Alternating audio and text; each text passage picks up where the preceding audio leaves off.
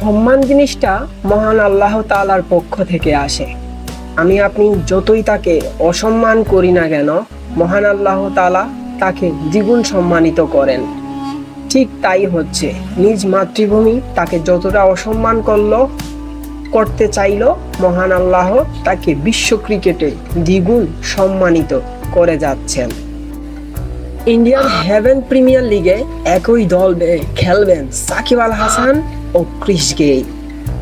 Universe বস খ্যাত Chris গেইলের একই ঠিকানা সাকিবের দলে। আমরা যারা ক্রিকেট খেলা পছন্দ করি, ক্রিস গেইলের সেই দানবীয় খেলা দেখার জন্য কত রাত কাটিয়েছি তা আর বলার অপেক্ষা রাখে না। সমালোচকরা যখন সমালোচনা করছে, আল্লাহ তাআলা সাকিব আল হাসানকে যেন দ্বিগুণ দিয়ে যাচ্ছেন। ড্যারেন সামি মিরপুরে বসে সাকিবের গুণগান গাইলেন। রাজনৈতিক ব্যক্তিবর্গ ড্যারেন সামির মুখ অফ করতে পারেননি। বাংলাদেশ ক্রিকেটে সাকিবের অবদান অনেক, এটা নিয়ে আমার কোনো সন্দেহ নেই। তার ইম্প্যাক্ট ভবিষ্যৎ প্রজন্মকে অনুপ্রাণিত করে, যারা একদিন দেশের জার্সি গায়ে চাপাবে। আমাদের মধ্যে দারুণ বন্ধুত্ব রয়েছে।